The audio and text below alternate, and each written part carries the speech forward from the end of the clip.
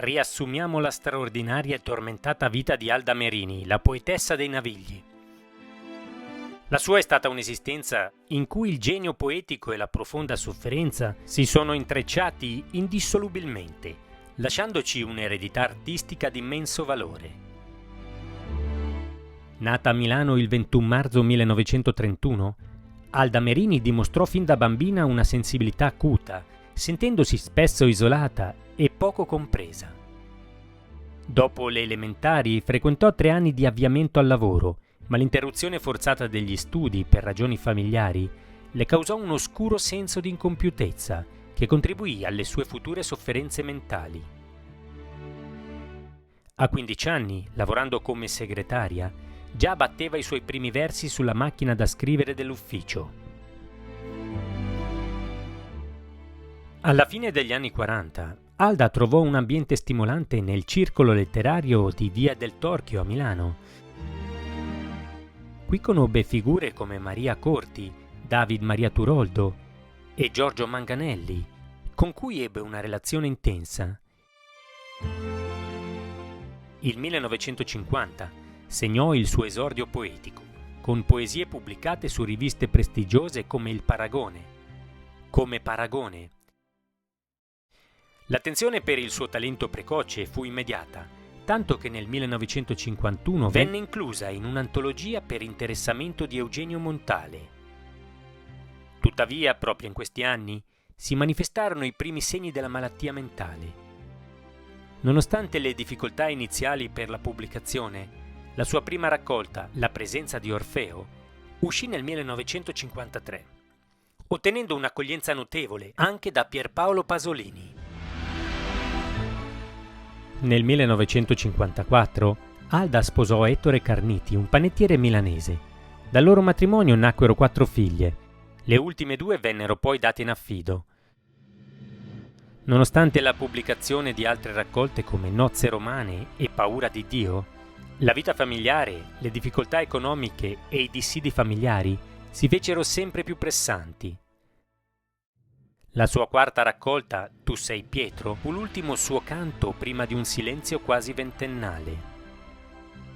La vita quotidiana e le tensioni familiari culminarono il 31 ottobre 1965 con il suo primo internamento nell'ospedale Paolo Pini di Milano, allora chiamato il manicomio.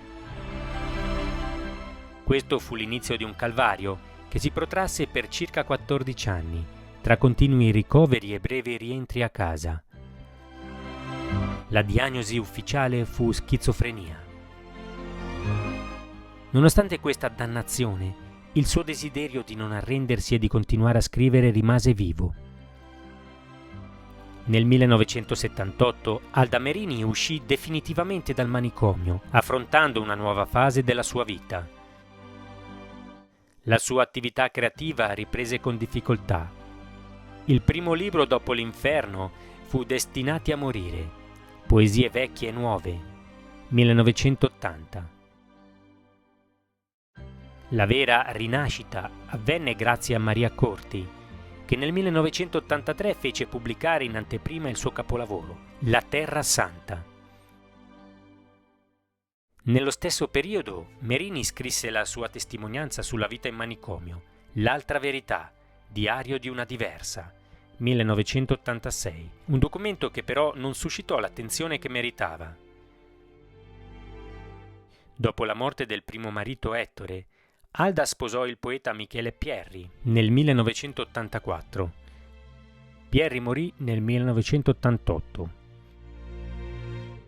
Di nuovo sola sul Naviglio, Alda trovò conforto e ispirazione nel bar libreria Chimera, che divenne per lei una seconda famiglia, e dove nacque l'opera Delirio amoroso. La sua definitiva rinascita fu segnata da Giovanni Raboni, che nel 1988 curò l'antologia Testamento e scrisse il primo grande articolo sul caso Merini sul Corriere della Sera. Questo segnò l'inizio di un crescendo mediatico che la portò fuori dall'anonimato. Iniziò un significativo rilancio editoriale. Einaudi pubblicò Vuoto d'amore, 1991, e la poetessa avviò una prolifica collaborazione con Pulcino Elefante, che pubblicò molti dei suoi titoli. La sua casa, a ripa di Porta Ticinese, divenne celebre, con la parete agenda telefonica, con i numeri scritti col rossetto. Negli anni 90 accolse in casa un clochard, Titano, a cui dedicò numerose poesie. Il caso Merini acquisì una dimensione nazionale con importanti riconoscimenti. Il premio Librex Montale nel 1993 e il premio Viareggio nel 1996. Nel 2001 Alda Merini fu ufficialmente candidata per il premio Nobel. Divenne un simbolo nazionale, un'icona di talento soffocato e riemerso. La sua produzione letteraria divenne incontrollabile, con numerosi libri, inclusi poemi a soggetto religioso. Dalla fine degli anni 90, la sua salute peggiorò gradualmente, con sbalzi violenti di tensioni, di grida dolorose, di cure invasive e frequenti ricoveri. L'ultima raccolta Einaudi, Il Carnevale della Croce, uscì poco prima della sua scomparsa. Alda Merini si spense il 1 novembre 2009 nell'ospedale San Paolo di Milano e le vennero tributati funerali di Stato. Alda Merini ci ha lasciato una poesia viscerale e potente, capace di trasformare il dolore in arte.